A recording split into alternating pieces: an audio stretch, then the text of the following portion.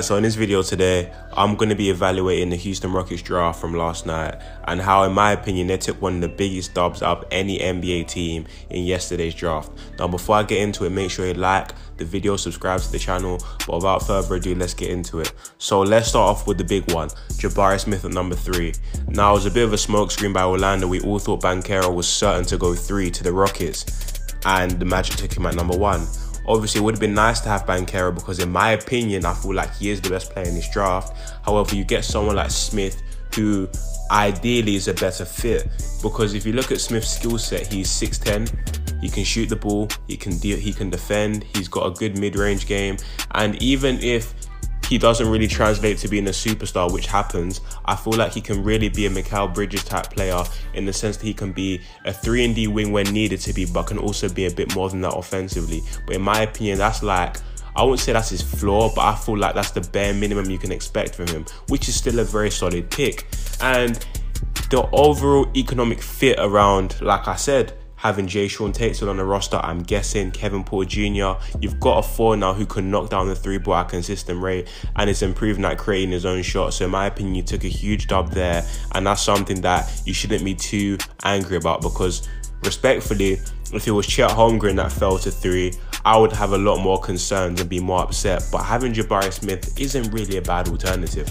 I wouldn't really mind that outcome because I feel like he has a lot of upside and could be as good as Paolo potentially could be in a few years. So that's something I'm not too mad about. The second guy, obviously we know, Tari Eason. Damn. I'm pretty sure if you're a Rockets fan, almost every single one of us wanted Tari Eason, because not only is this guy a great defender, his size and length is scary, he can rebound the ball at his height, he can shoot the 3, he can cut to the basket, he's stupid athletic. He's just the type of player you want on your team. He's a perfect role player and the perfect modern small forward, power forward in today's NBA. So the fact that you were able to swoop him up at 17 is a joke, because I was actually thinking the Hawks might take him at 16, but they ended up taking AJ Griffin. And guess what? Tari Eason fell to your laps, and as soon as that pick went in, I knew for a fact Rafael Stone would take Tari Eason. He's such a perfect fit, and his skill set alongside the main core players on his team, being Jalen Green, I'm guessing KPJ, and now Jabari Smith, the skill set is just, it just fits. Do you get what I'm trying to say?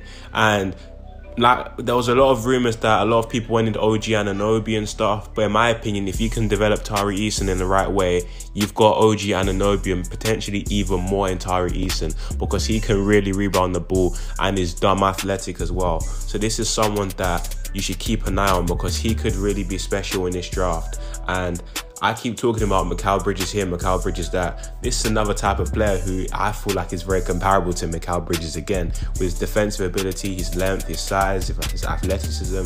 It's all there. So that's something that you should be really promised about. And finally, I'm going to talk about TyTy Washington, and I believe he was picked with the 29th pick. And TyTy is a very, very good ball handling guard. He's someone that, in my opinion, can be a scorer off the bench, and is a natural point guard.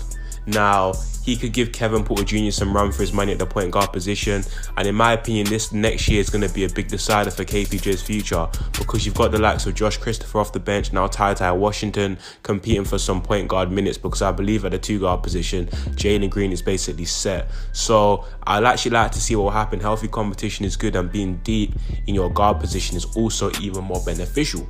So someone like TyTy can definitely add an element that they don't have right now off the bench. And if we're talking about best guard available, that is arguably TyTy Washington, because I know a lot of people may have liked to see Jaden Hardy, who had a rough time in the G League, or Kennedy Chandler. But in my opinion, TyTy really does fit what the Rockets need, and it's just a good point guard off the bench. You can do a bit of everything, can score the ball, can create for others, can create for himself. And in my opinion, this is a really good pick.